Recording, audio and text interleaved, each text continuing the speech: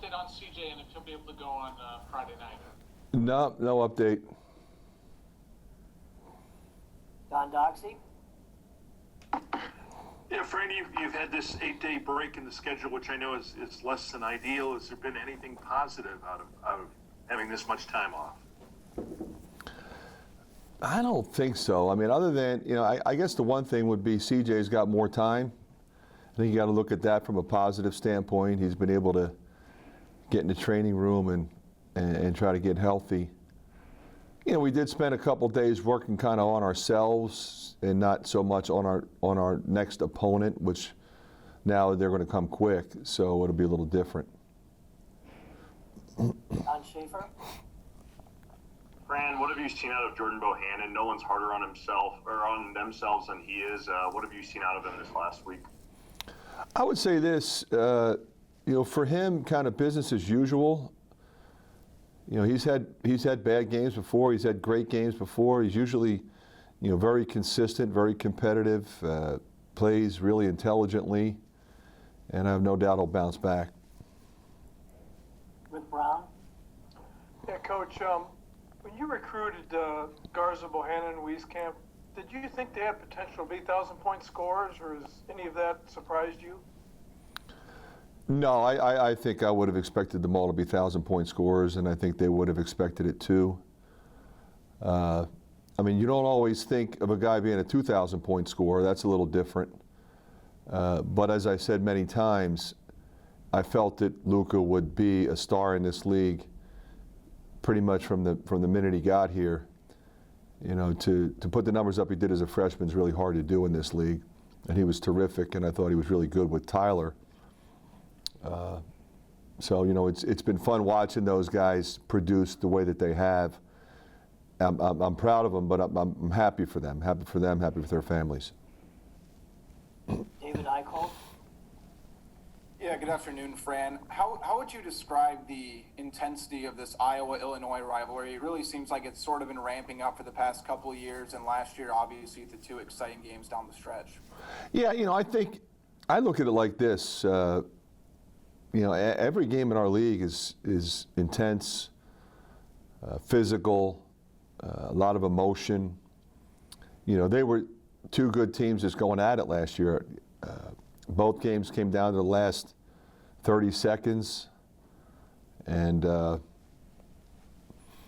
we have respect for them, just knowing who they have, and they're proven the last couple of years that they're a team capable of winning at this level, and they're a team that I think no matter who they play is going to have that team's full attention. Chad Leistikow? Hey, Fran. Hey, Chad. I feel like I asked you this last year a couple of times too, but with CJ, is it the type of thing where are you going to try to play him a few minutes if he can, or is it just get him healthy for the long term here and sit out some games if he needs to? That, Chad, is always the most difficult position for a coach. And I typically just rely on my medical staff in situations like that. Can he go? Can he give it a shot? If he waits longer, will that really help his long-term benefit, which will obviously help our long-term benefit as a program, as a team. So, a lot of times, coaches say day to day because they're trying to duck the questions, but it's really legitimately day to day with him. So you're not worried? Are you worried it's long term at all, or is it more of a short term thing in your mind, if you can specify? I would say this. It's possible that it could be something that lingers. But our hope is that we can get rid of it. Mike Halas? Fran, Io Dosunmu is clearly an elite player. What, in your mind, separates him from just the common, very good player in college basketball? I think it starts with the fact that he plays both ends. A lot of scorers don't defend. He defends. But he's kind of got a complete skill set. He gives it up. He's got an in-between game. He's got a three-point shot. He can get to the rim. He kind of plays at his pace. and he plays well at the end of the game. Tom Caker. Fran, what have you seen from Kofi Coburn this year in his development? It seems like he's kind of taken another step. Yeah, I thought he was pretty good last year, Tom. He is in really good shape, I think. You know, I think that was important to him to get in phenomenal shape. He was always big and strong, you know, but I think his stamina is better. And he's just more comfortable in their system. He's more comfortable with the guys that play around him.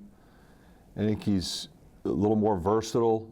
He was more one-dimensional last year. He's not so much this year. I think he's really improved, you know, kind of at both ends. He's trying to impact the game at both ends.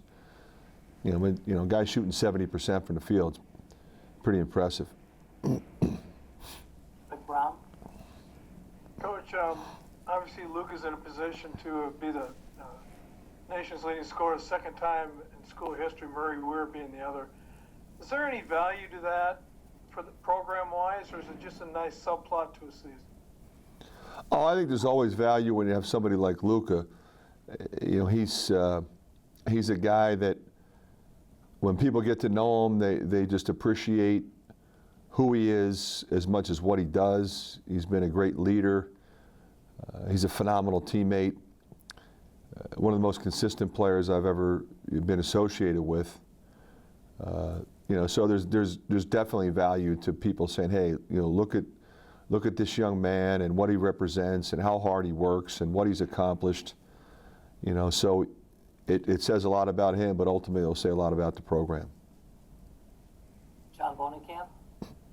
You were talking about Luka the other night. He took a lot of ownership in making sure that this team stays focused the rest of the year. What's it like from a coaching standpoint to have him and a lot of other guys on the team that do that? Yeah, you know, I'm not surprised either. I don't think you were either. I mean, that's just kind of who he is. He felt really bad. I mean, he had 28, but he'll remember the 2 shots he missed in that one stretch where, you know, we couldn't score. We were struggling to score. He puts a lot of pressure on himself. And like you said, he takes responsibility. He's not a guy that gets 28 and then blames everybody else when we lose. This is not who he is. He's going to blame himself. He's going to take responsibility and ownership, and he's going to work that much harder in practice and say the right things in the locker room. And as you can expect, that makes my job so much easier. John Schaefer. Brandon, you still have a dozen games left on the schedule. Does this season feel like it's been moving faster or slower compared to years past for you? I think probably slower. You know, because we're getting bogged down in discussions that have nothing to do with, well, I guess that ultimately have everything to do with, but seemingly nothing to do with basketball itself.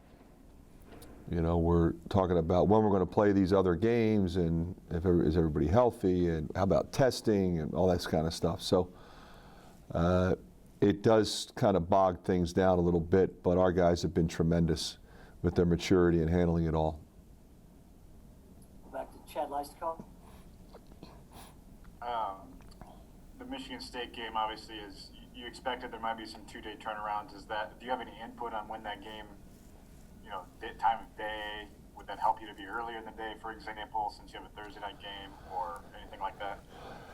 Yeah, the league is really trying to work with all of us in these situations, because we're obviously not the only team that is in the situation.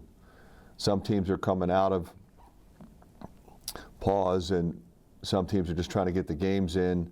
They're trying to be fair. There's going to be some teams that have a 1-day prep and other teams that have more days. They're trying to do the best they can. So do we have input? Yes, we have input. But at some point, you're going to be handed a schedule and you got to go play it. And that's fine with me.